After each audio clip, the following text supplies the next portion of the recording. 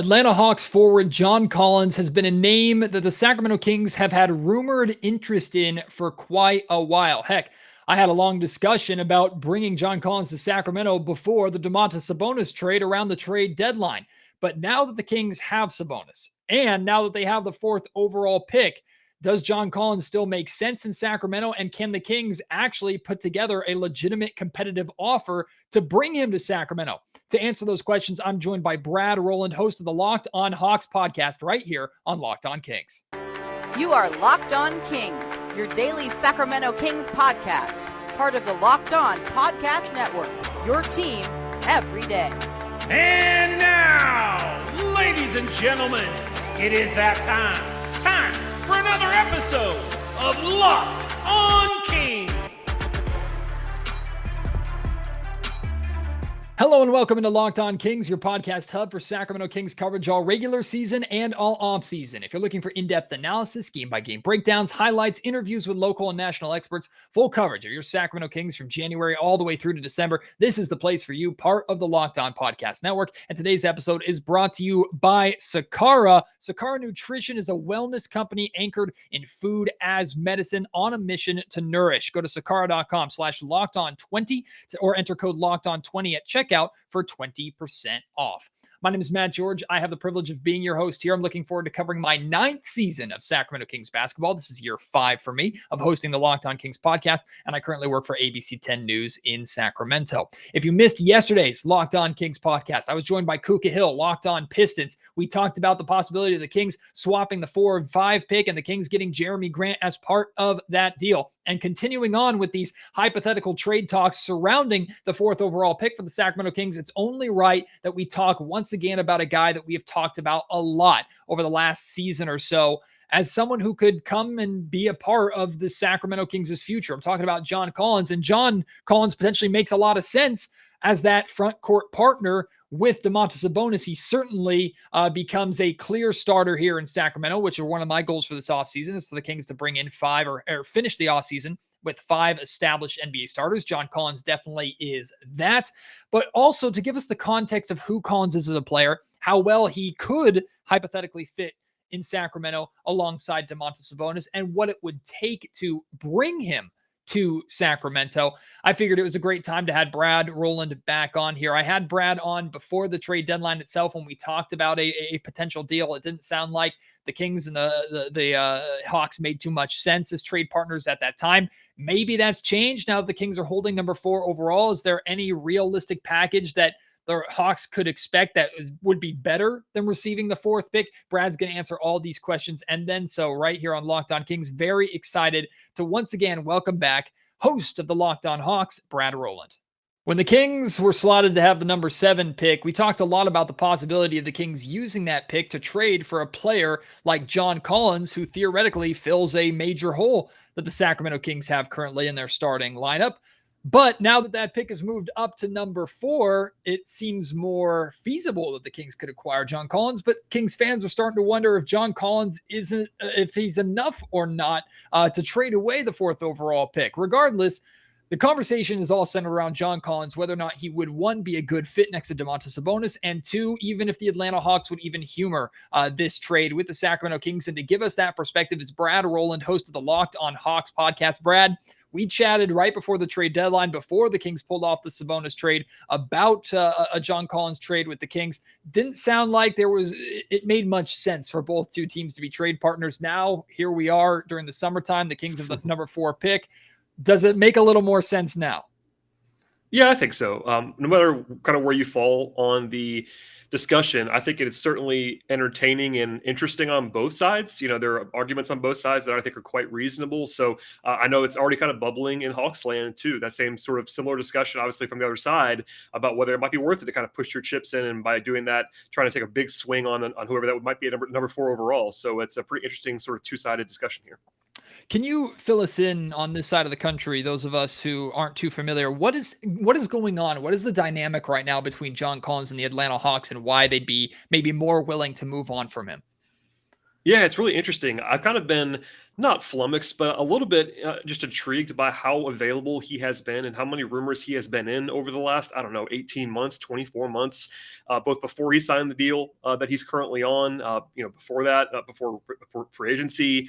He seems to be perpetually at least kind of on the block. They're not like openly looking to move him in an urgent way. That's never really been the feel that I've gotten, but he's at the very least quite available and on a contract that I think is a pretty good one for him, but at the same time, it's not this like, hyper steal either. He's like kind of appropriately paid at this point after getting the 5-year deal that he got. And he's a really good player, but the Hawks, at least around the Hawks, I'm not sure inside the Hawks, but certainly around the conversation, they don't have the number 2 guy. And I think that Collins is the number 2 guy on the roster and that he's making that money and he's been their number 2 scorer, but he's not your prototypical number 2 on a title contender. And after the Hawks made that run to the Final Four last year, people got a little bit excited about the future. So it's one of those things where he's quite good. I'm higher on him than I think most people are, both locally and nationally. But he's kind of right on that line where like he's got to be available, but he's also quite good, so they don't want to give him away. I'm going to break a media rule here and ask a 2-part question. John Collins, you said there's questions about whether or not he can be a number 2. How about a number 3? Is that something, one, he'd be willing to accept? And then what do you see his fit? How do you see his fit going alongside Domantas Sabonis? Kings acquired Sabonis at the trade deadline. They've been looking for a front court partner with him that fits well with Sabonis, more complements Sabonis' style, not known for his floor spacing. The Kings run their offense through Sabonis a lot of the time. He's been one of their primary distributors in the 15 games that we saw him. He needs the space down low to score and do his work as well. Do you like John Collins' fit potentially with that? Yeah, I think that he on a title, let's just say hypothetically on a contender, he probably needs to be your 3rd best player. I think he's somewhere in that neighborhood of like a top 50-ish, top 60-ish guy in the league, which basically makes you a number 3 on a good team. And I think in terms of the Kings, part of the thing with Collins is that he is very versatile. And I think one of the reasons, even locally, that he's gotten a little bit, maybe a little bit cooler from Hawks fans is because his numbers are down, his counting stats are down. But I think you can really draw a line from that to Clint Capella and playing with Clint Capella versus when he was playing not with a different center before. And he's had just kind of less touches, but he's been the guy who's been willing to talk about the Kings both in Atlanta. He's willing to change his game and he's versatile enough to do that, where he has been more of a pick and pop guy, where he was a pick and roll guy almost exclusively early in his career.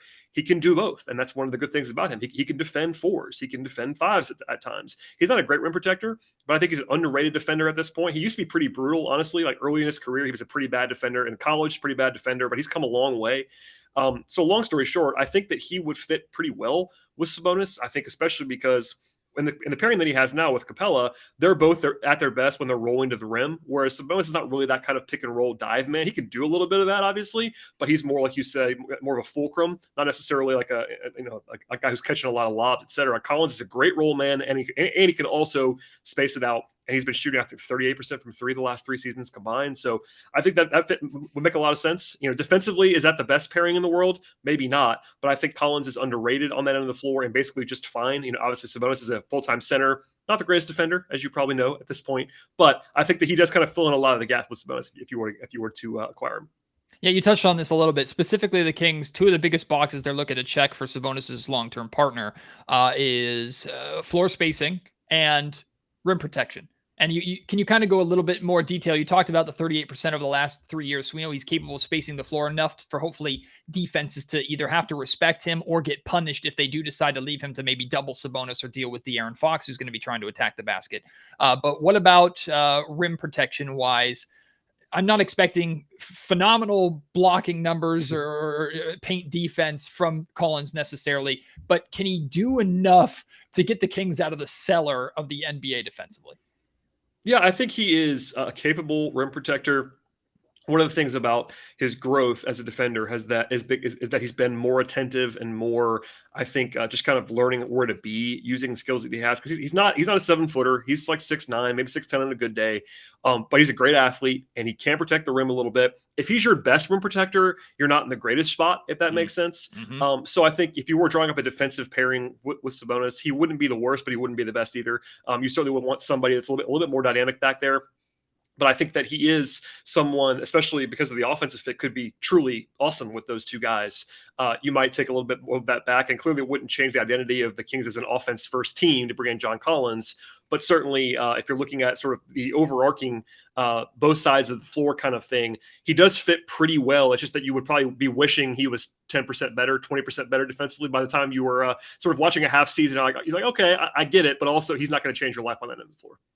Financially, it wouldn't work for the Kings to do number 4 for John Collins straight up. But for the sake of this conversation, I say, hey, the Kings put number 4 on the table in terms of what the Hawks can get for John Collins. Are they like, absolutely deal, we'll take it right now? Are they considering it? Are they need more? Like, where do you think Atlanta would be with, like, is 4 the best case scenario for what they could probably get for Collins? Yeah, it's really fascinating, and I don't candidly. I'm not going to lie to you on the podcast. I don't have a great feel for this. I think that they would certainly be open to moving him, but with where the Hawks are in their cycle, they'd have to kind of take a step back almost willingly, because he does make them so much better now that no matter what, they'd have to be in love with someone at 4. I feel like, to do this kind of trade, just because of where they are. No matter what you might think about where they are in their cycle after they lost in the first round of the playoffs. They got that taste of the conference finals with a similar group. And I think from ownership on down, they're not in patience mode in Atlanta. They're certainly kind of in a win now space, and they've been talking about it like that. They've been pretty open about how they want upgrades, and they didn't like that they brought everybody back. It didn't work last year, etc. If they were in love with someone, whether it be Jaden Ivey or one of the other guys at number 4, I think it would be plausible to me that they might do this, both to save some money, to be honest, if they could maybe figure that out, because the Hawks have a very, very large bill coming due with all their guys that they've paid already, but also to take a swing on the number 2 guy. If there's not a guy there that they love at number 4, I don't think they would probably do this, to be honest. I think it's almost conditional. I'd be pretty surprised if they made this move before the draft, not knowing who was there at 4. That would kind of surprise me. It's a decent value proposition. I think if you were just like, okay, in a vacuum, number 4 pick value versus John Collins value on his current contract, that's a pretty close proposition in my mind. But for me, it seems like, and what I've heard is the Hawks want to win. They don't want to take a step back. And, through that lens, a rookie's not really going to help you do that in year 1, maybe even year 2. So that's kind of the thing. Like, you almost have to just love somebody that you can draft number 4. And that guy might be out there, but I don't know that for sure. Yeah, that makes a lot of sense for me, but I couldn't help when you were going through that feeling and questioning, like, Atlanta also has to be reasonable. And I genuinely wonder, what better could they get for John Collins? They could probably get a player who is already a proven NBA talent, a proven NBA commodity, which helps their win now, right? But doesn't have arguably as high of a ceiling as a number 4 overall pick would have in this draft. So reasonably, Brad, like, what outside of this number 4 pick, and you don't have to necessarily name names or teams or anything like that, because I'm sure there's a bunch of hypothetical trades out there, but value-wise, what can Atlanta reasonably expect for a player like Collins?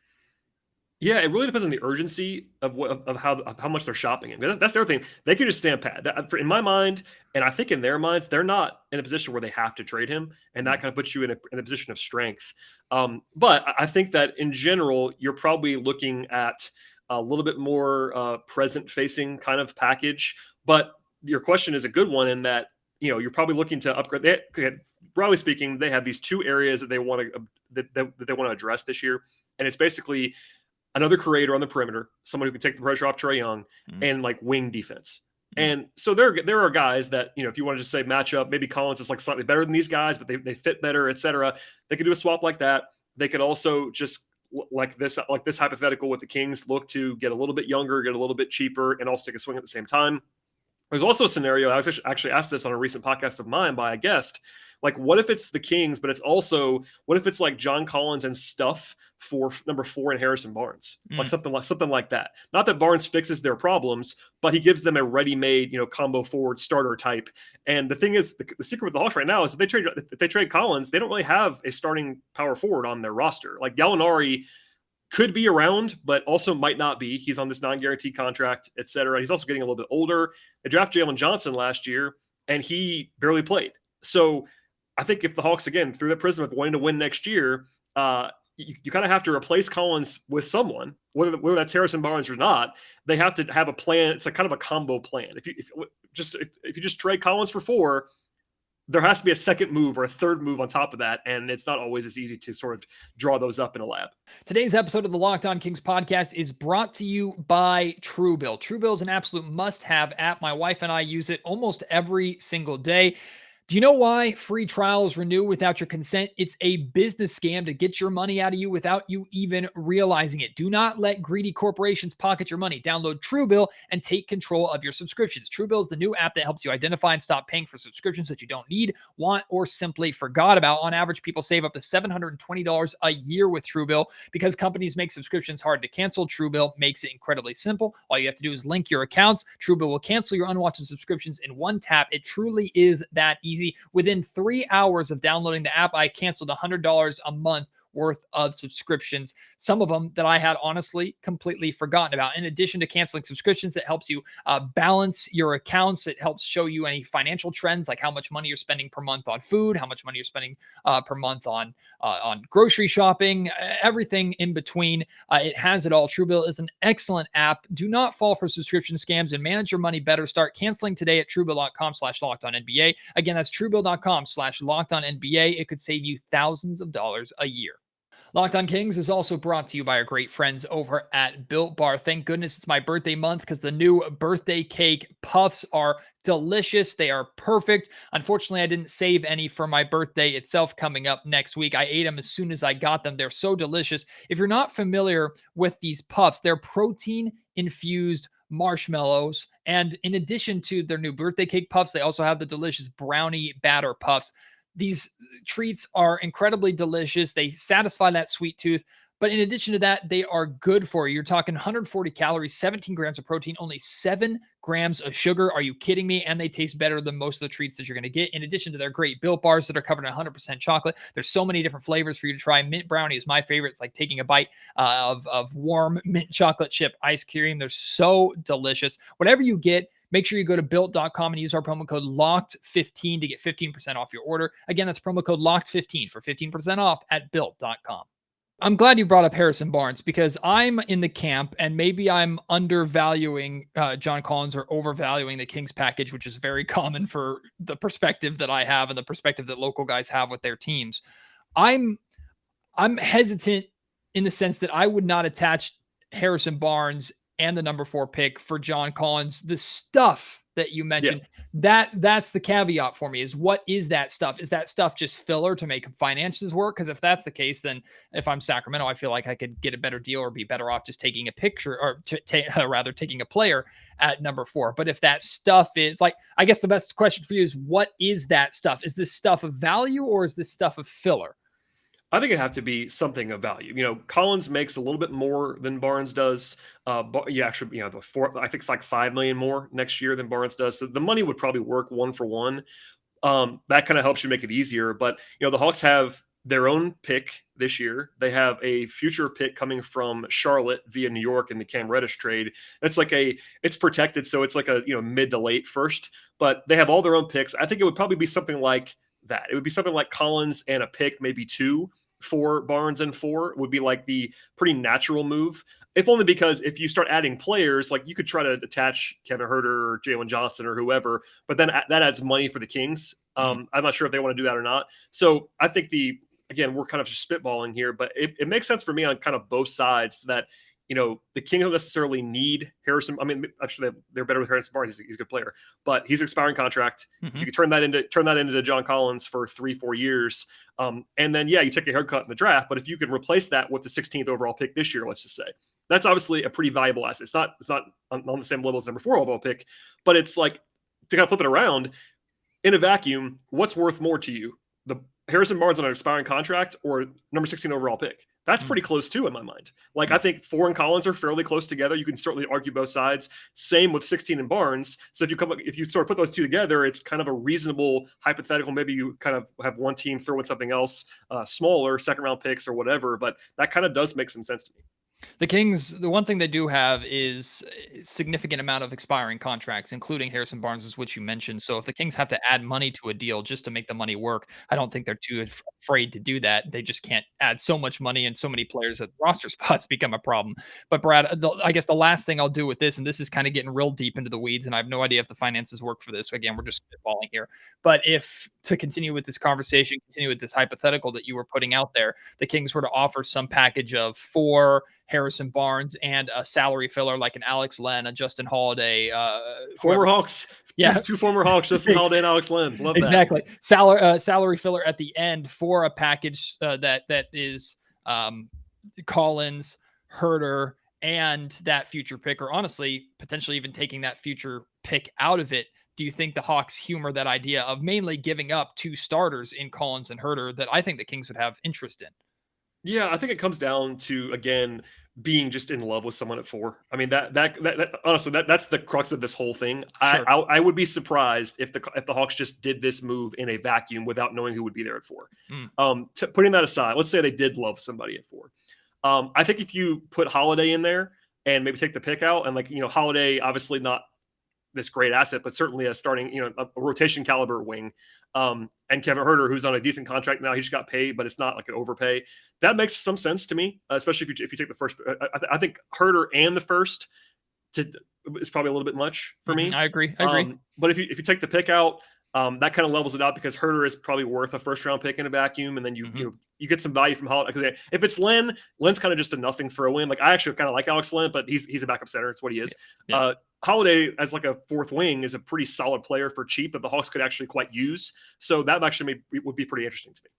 I could even include Mo Harkless in there as well, but I think Mo makes a little bit less money than Holiday, so that's why I entered him. Well, it sounds like, and I had a conversation recently with Kuka Hill from Locked On Pistons, and we were talking about the idea of a 4-5 swap and Jeremy Grant coming to Sacramento. And really the caveat where we got hung up is the same place that we're kind of getting hung up in this conversation, which is who's going to be there at 4. And for Koo, the stipulation was, well, if we get to draft night and Paulo Banchero or someone in that top 3 group falls and is available to 4, then they pick up the phone and call the Kings and say, we know he's not making it past you guys. We'll take that pick now. So in your mind, is it kind of the same scenario where one of those top 3 has to fall, or do you think a Jaden Ivey, a Sharpe, Keegan Murray, I don't know, any of these names, AJ Griffin, are these names that you think ping the interest of the Hawks enough? Like if you're in love with a guy, is what you've been saying, do any of those names make sense for you to think the Hawks would be in love with them enough to pull the trigger on this? Yeah, it's kind of a twofold. Like in my mind, my own evaluation, it would require probably one of those guys to fall. I'm not quite as high on Ivy as some.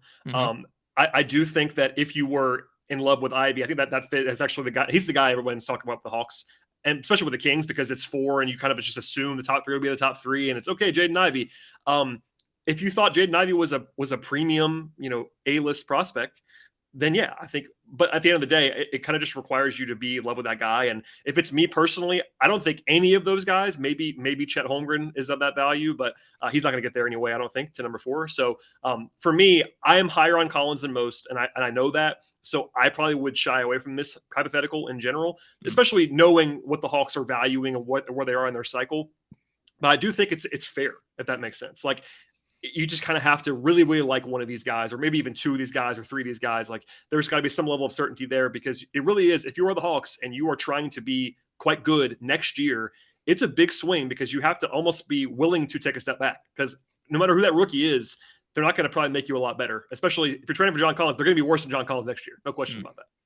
Excellent context, Brad. Really appreciate you coming on Locked On Kings to either put some of our minds at ease, maybe Kings fans who weren't too keen on the idea of John Collins, or maybe you made some Kings fans who want John Collins even more excited about the possibility to trade. One thing's for sure, what was probably heavily unlikely at the trade deadline now seems, at least there's a conversation to be had, and that's enough interest in its own right here for this offseason. We'll see if these 2 teams end up making a deal. If they do, I'm sure we'll reconnect and chat about it. But I appreciate you so much, man. Keep up the great work over there in Atlanta. And I look forward to talking to you soon. Thanks for having me. Always fun to do these hypotheticals, because it's how we get through the offseason together. A new sponsor of the Locked On Kings podcast, but I'm so glad they are here. I'm talking about Sakara. Sakara is a wellness company anchored in food as medicine, on a mission to nourish your body through the power of plants. Sakara gives you the tools that you need to transform your life with their organic, ready-to-eat meal delivery program and functional wellness essentials. Their nutritionally designed, chef-crafted breakfasts, lunch, and dinners are made with powerful plant-rich ingredients. They help you boost your energy, support your digestion, curb your sugar cravings, and get your skin glowing. Plus, it's all delivered right to your door, ready to eat. You don't have to go through the hassle of grocery shopping to get all these great recipes. Sakara's functional plant-rich wellness essentials help you create a body that you love living in and you feel good in, most importantly. From their best-selling Metabolism Super Powder to the Foundation, which is their daily supplement packs, Sakara's products are designed to support your wellness goals anytime, anywhere. Right now, Sakara is offering our listeners 20% off of their first order when you go to sakara.com/lockedon20 or enter code lockedon20 at checkout. Again, for Locked On Kings listeners, at Sakara, SAKARA.com, you enter promo code LOCKED20 and you get 20% off your first order. Huge thank you to Brad for joining me here again on the Locked On Kings podcast. Real pleasure having him join me as always. Do you feel better about the possibility of a John Collins trade? Do you feel worse about it? Are you interested in John Collins, or do you want to avoid him altogether? Let me know how you're feeling at Matt George Sack on Twitter. Email me, mattgeorgesports@gmail.com, or leave your thoughts in the YouTube comment section down below. I talked on yesterday's podcast after my conversation with Kuka Hill. I talked a lot about how I think the debate between Jaden Ivey and Keegan Murray,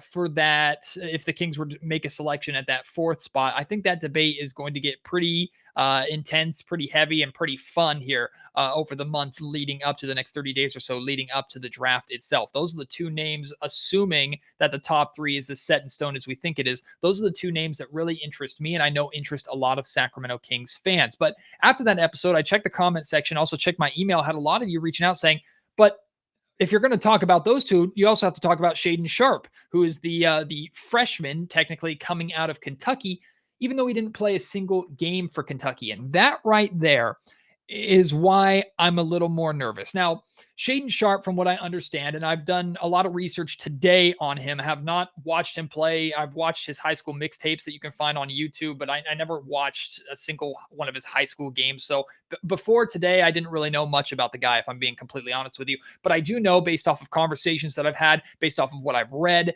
that he has tremendous upside. At one point, he was pegged as one of the top prospects, maybe even the number one prospect going into college basketball in high school. And probably had a really good chance to be the number one overall pick if what happened this year didn't happen. And from what I understand about his situation, basically he reclassified and did not play a single game for the University in Kentucky despite being there. It's not that he was hurt. Again, as far as I understand, he just did not play. So really all we have to do, or all we have to go by with Sharpe, is this tremendous upside that he brought into Kentucky from his excellent career as a high school basketball player and his potential as a young player. And looking at these high school mixtapes, there's excitement, there's good moves, there's things to like about Sharpe as a shooting guard, things to like about him as an offensive star going forward. But me personally, the reason why I focus more of my attention on Jaden Ivey and Keegan Murray and less on Sharpe is the fact that we haven't seen him play in the year, the fact that all we have to go by is what he did against high schoolers. Look, all these players that make it into college, most of them were the best players on their team, especially when they're playing at a D1 level, like playing for Duke or playing for the University of Kentucky. These guys were the best players on their high school team.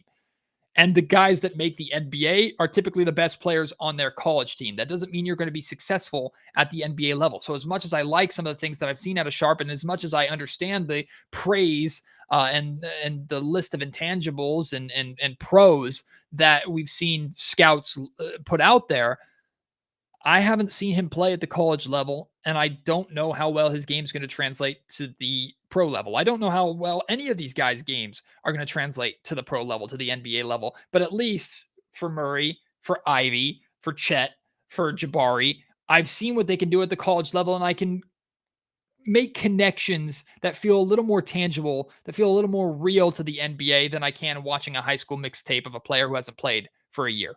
So I personally am not too confident with the idea of Shaedon Sharpe, especially with where the Sacramento Kings are at this point in time. Again, none of these rookies totally help the Kings accomplish their goal of improving their roster with win now caliber players right now to try and make the playoffs next year. I think any of these rookies that I've talked about, especially at the range of the 4th overall pick, can come in and be contributors, but they're not going to be as high impact, I believe, as a John Collins would be, or even a Jeremy Grant would be from the Detroit Pistons, who I know have been in the league and can contribute at this level right away.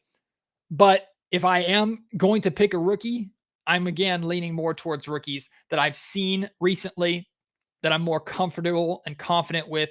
And Ivy and Murray and others are, even AJ Griffin, are ahead of Sharpe in that category for me. If the Kings were to pick Sharpe, I could wrap my brain around it. I could support it. I would definitely be nervous about it. But if you're a fan of Shaedon Sharpe, if you really think that the Kings should take a close look at him and that he would be a great fit in Sacramento, tell me why. At Matt George Sack on Twitter, mattgeorgesports@gmail.com. Email me if you're watching on YouTube. Tell me in the YouTube comment section down below. I'd love to hear about it. I want to know why you're confident in him, even though all we have to go by is his high school mixtapes and his high school numbers. They were impressive, don't get me wrong, and I do believe he deserves to be in the lottery of this draft. But for what the Kings need versus who's probably going to be available at that 4 spot in addition to Sharpe, I think I personally am okay at this point in time, but there's still plenty of time for you to change my mind. So feel free to reach out. I appreciate you very, very much. I have so many great guests still to come here on the Locked On Kings podcast. You'll notice over the next few episodes that I'm going to be wearing the same outfit in these interviews. That's because I'm doing 4 interviews in one day to get all these guests in. The amount of content that's going to come through Locked On Kings is going to be nuts. I have Mike Carmen coming in to talk a lot. He covered Purdue, and he's going to talk a lot with us about Jaden Ivey. I have so many other great guests in addition to that, trying to bring up the list. Aaron Torres from Fox Sports Radio covers college basketball. He's going to join me. He was with me last year covering the draft. John Wasserman, one of the draft gurus over there at Bleacher Report, he does a lot of their mock drafts there. He's going to join me. Rafael Barlow from the Locked On Podcast Network, Locked On NBA Podcast, and NBA Big Board. He's going to be joining me. I have Steve Wiseman, who covers the Duke Blue Devils basketball. He's going to talk about Paulo Banchero and AJ Griffin. I have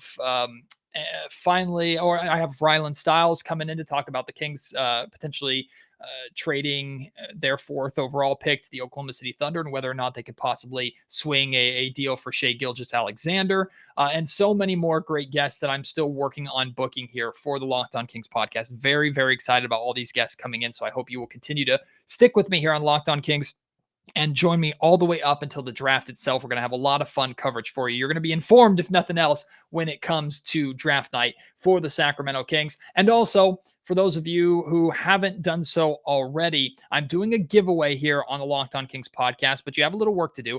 If you can help me get over 350 reviews on Apple Podcasts, and currently we're right at 300 or just over 300. So we need less than 50 to get there. If you can leave a review on Apple Podcasts to get us over that 350 number, I will be giving away a pair of Kings opening night tickets.